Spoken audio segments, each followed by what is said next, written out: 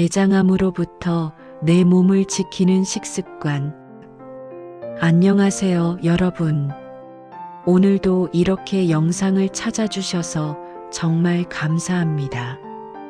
오늘은 제가 여러분께 조금 진지하게, 하지만 꼭 한 번은 나눠드려야 할 이야기를 가지고 왔습니다. 바로 대장암에 관한 이야기인데요. 혹시 주변에서 대장암 진단을 받으신 분이 계신가요? 요즘 정말 많이 늘었죠. 한국은 이미 세계적으로 대장암 발생률이 손에 꼽힐 만큼 높은 나라가 되었습니다. 그런데 놀라운 사실이 있어요. 대장암은 사실 우리가 매일 무엇을 먹느냐, 어떻게 생활하느냐에 따라 상당 부분 예방이 가능한 암입니다. 유전이나 타고난 체질 탓만 하기 전에 오늘 이 영상 끝까지 함께 해주세요. 제가 여러분의 식탁을 조금만 바꿔드릴 수 있다면 그것만으로도 이 영상을 만든 보람이 있을 것 같습니다. 오늘 이야기의 핵심은 딱 두 가지입니다. 가공육과 알코올입니다. 사실 이 두 가지는 여러분께서 이미 어느 정도 들어보셨을 수도 있어요. 햄이 안 좋다더라, 술 많이 마시면 암 걸린다더라 하는 말이요. 그런데 오늘은 그냥 막연하게 안 좋다는 수준이 아니라 실제 연구를 바탕으로 얼마나, 왜, 어떻게 안 좋은지를 구체적으로 말씀드릴 거예요. 그리고 중간중간에 우리 주변에서 실제로 있을 법한 사례들도 같이 나눠드릴 테니 조금 더 실감나게 와닿으실 겁니다.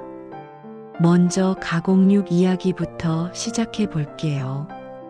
가공육이라는 게 뭔지 여러분도 잘 아실 거예요. 햄, 소시지, 핫도그, 베이컨, 스팸, 이런 것들이 다 가공육에 해당합니다. 여기에 더해서 훈제오리, 훈제 연어, 심지어 어묵 같은 것들도 가공 처리된 제품이라고 볼 수 있어요. 공통점이 뭘까요? 바로 원래의 고기 상태 그대로가 아니라 오래 보관하기 위해 또는 맛을 더 좋게 하기 위해 여러 가지 처리 과정을 거쳤다는 것입니다. 이 처리 과정에서 문제가 생깁니다.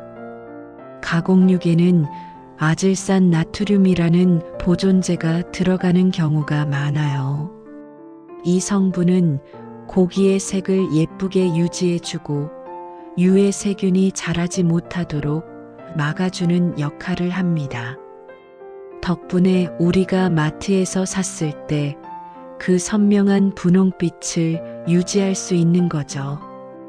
그런데 이 아질산 나트륨이 우리 몸속에 들어오면 단백질과 결합해서 니트로사민이라는 물질로 변합니다. 이 니트로사민이 바로 강력한 발암물질입니다. 세계보건기구사나 국제암연구소, 줄여서 IARC라고 하는데요. 이 기관이 가공육을 1군 발암물질로 분류해 놓았습니다. 1군이라는 게 뭐냐면 사람에게 암을 일으킨다는 증거가 충분하다는 가장 높은 등급이에요. 술, 흡연과 같은 등급이라고 보시면 됩니다.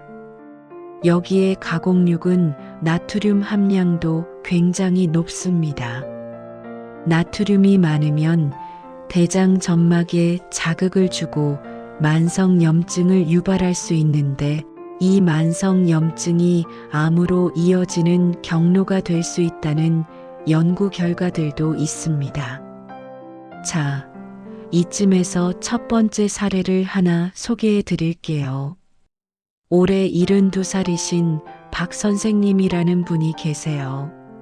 30년 넘게 중학교에서 수학을 가르치다 정년퇴직하신 분인데 퇴직 후에 삶이 갑자기 단순해지다 보니 아침마다 혼자 밥을 차려 드시기 귀찮으셨던 모양이에요.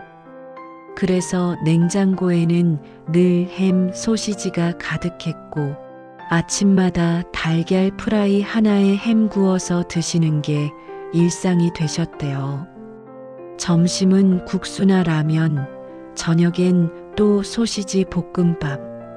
직접 장을 봐서 고기를 사다 요리하기엔 귀찮고 양도 많고 혼자 먹기에 아깝다는 생각도 드셨던 거죠.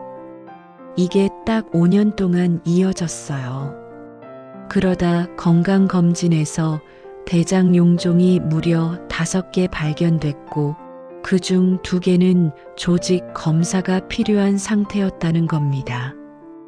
담당 의사 선생님이 그러셨대요. 식단이 어떻게 되세요? 하고 물어봤더니 설명을 듣고 나서 딱 한 말씀을 하셨다고 해요. 선생님, 그 햄이 선생님 대장을 갉아먹고 있었던 겁니다. 박 선생님은 그날 이후로 냉장고에서 가공육을 다 버리셨대요. 대신 근처 정육점에서 소분해서 파는 신선한 돼지고기나 닭고기를 사다가 한 번씩 굽거나 볶아 드시기 시작하셨고 1인 가구용으로 나오는 채소 세트도 주문하기 시작하셨다고 합니다. 아직 결과가 어떻게 될지는 모르지만 적어도 더 나빠지는 걸 막기 위해 행동을 바꾸셨다는 것, 그게 중요한 거 아닐까요? 여기서 여러분께 꼭 드리고 싶은 말씀이 있어요. 가공육을 완전히 안 먹는 게 이상적이긴 한데 현실적으로 가끔 한 조각 드셨다고 해서 당장 암에 걸리는 게 아닙니다. 중요한 것은 매일 습관적으로 드시는 분들이 위험하다는 거예요.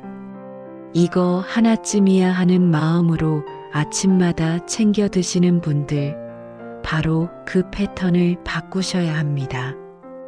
신선한 고기를 사다가 바로 조리해서 드시는 것, 번거롭게 느껴지실 수 있지만 그게 훨씬 나은 선택입니다. 번거로움이 건강을 지켜주는 거예요. 이번엔 2번째 이야기, 알코올에 대한 이야기를 해볼게요.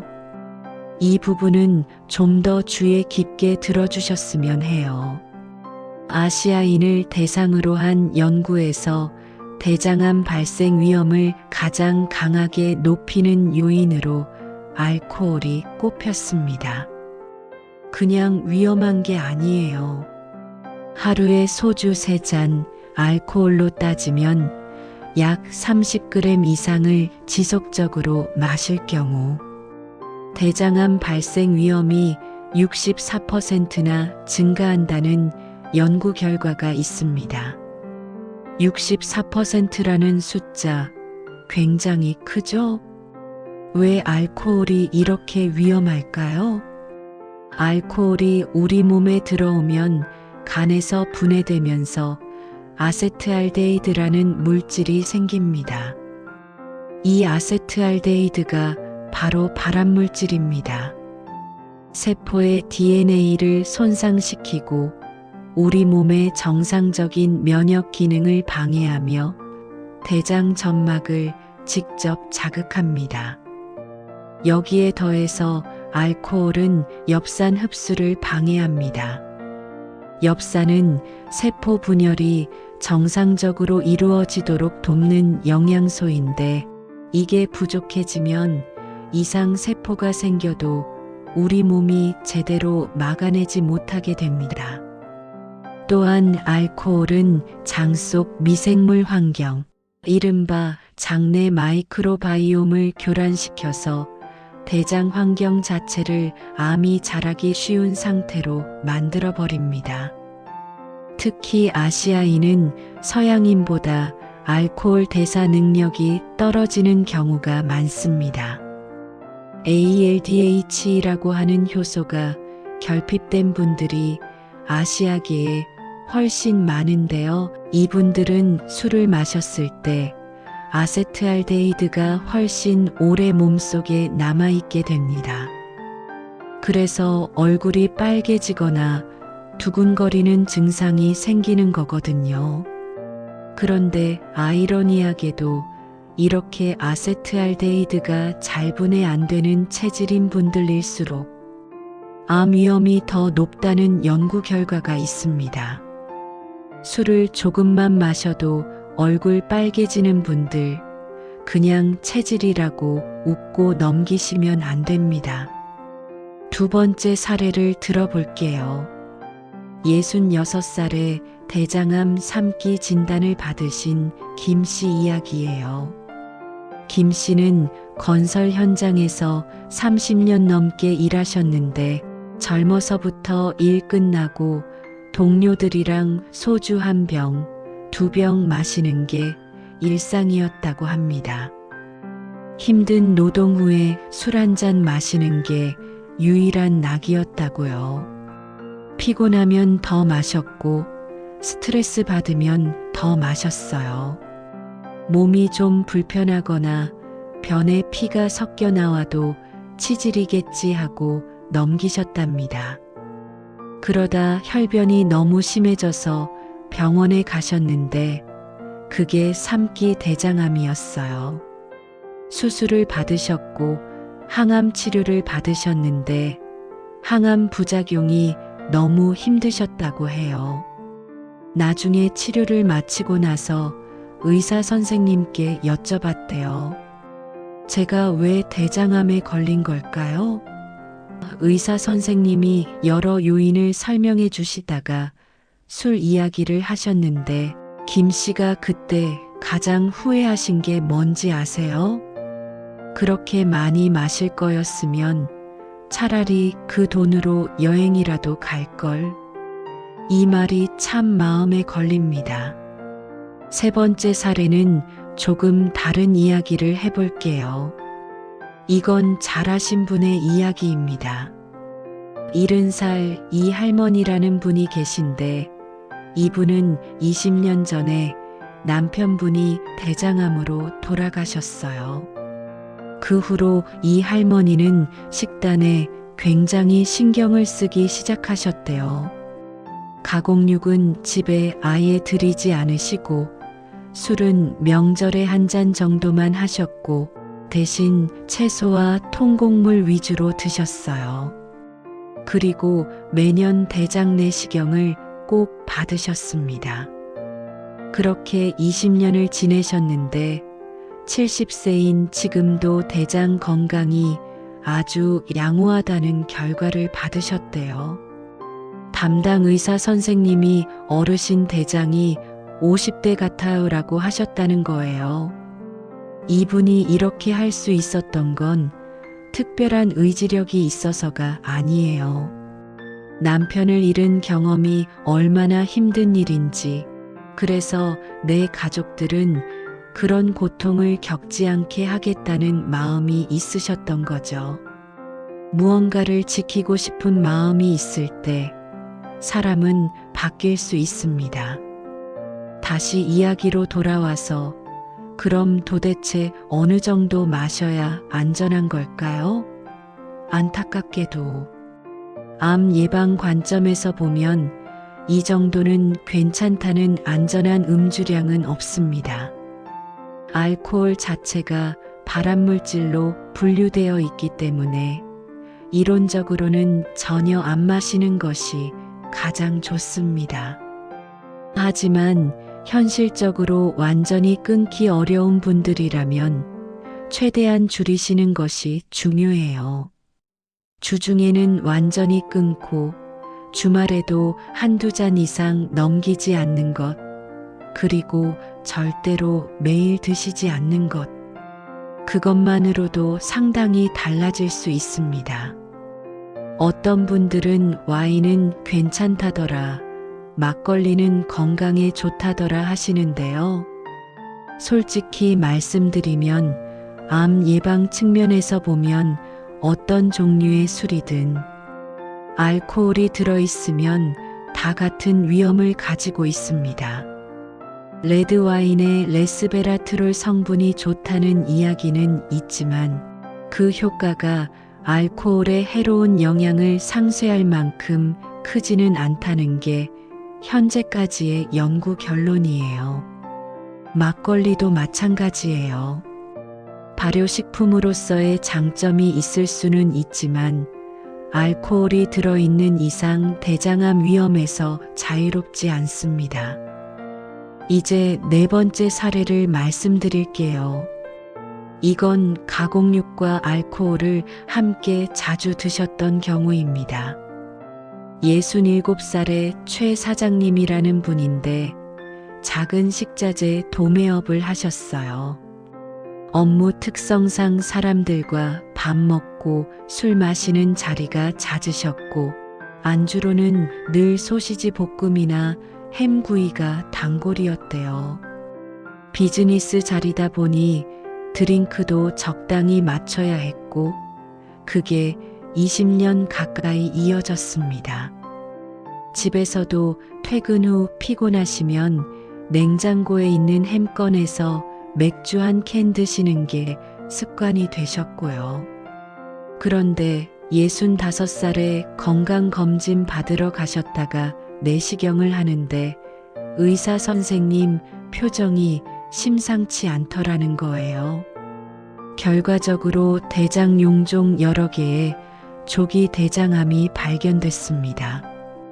조기에 발견되어서 수술로 제거할 수 있었지만 그 후로 6개월마다 내시경 검사를 받으셔야 하고 지금도 식단 관리와 금주를 꾸준히 하고 계십니다.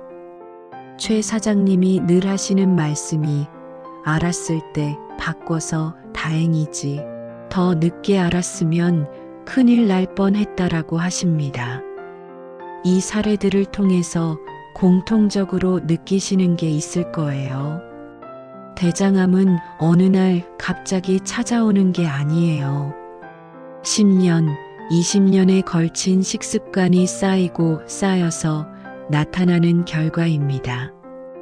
그리고 바로 그렇기 때문에 반대로 생각하면 지금부터라도 식습관을 바꾸면 분명히 나아질 수 있다는 뜻이기도 합니다.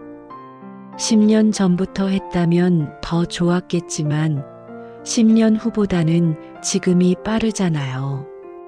그러면 어떻게 바꾸면 좋을까요? 가공육 대신 뭘 드셔야 할지부터 얘기해 드릴게요. 사실 단백질 섭취 자체를 줄이실 필요는 없어요. 오히려 어르신들은 단백질이 부족하면 근감소증이 오기 때문에 단백질은 충분히 드셔야 합니다. 다만 그 단백질의 출처를 바꾸시는 거예요. 신선한 닭 가슴살, 생선, 두부, 계란, 그리고 가끔 신선한 돼지고기나 소고기. 이것들을 직접 사다가 바로 요리해서 드시면 됩니다. 1인 가구이시거나 혼자 요리하기 귀찮으신 분들, 요즘엔 정말 편리한 세상이 됐어요. 소분 포장된 신선 고기나 에어프라이어에 그냥 넣으면 되는 냉동 생선 같은 것들도 얼마든지 있습니다. 가공육이 더 편하다는 이유로 드시기보다는 조금만 방법을 바꿔보세요. 그리고 채소와 식이섬유의 중요성도 빠뜨릴 수 없어요. 식이섬유는 대장을 청소해주는 역할을 합니다. 변 속에 있는 발암물질이 대장 점막에 오래 머물지 않도록 빠르게 통과시켜주고 장내 유익균의 먹이가 돼서 장 건강을 유지시켜줍니다. 시금치, 고구마, 브로콜리, 배추, 현미, 보리밥 이런 것들이 모두 여러분의 대장을 돕는 음식들입니다. 특별히 비싸거나 구하기 어려운 것들이 아니에요. 우리 어머니, 아버지 세대가 드시던 된장국에 채소 듬뿍, 잡곡밥, 이게 사실 최고의 대장암 예방식이었던 겁니다. 수분도 충분히 드세요.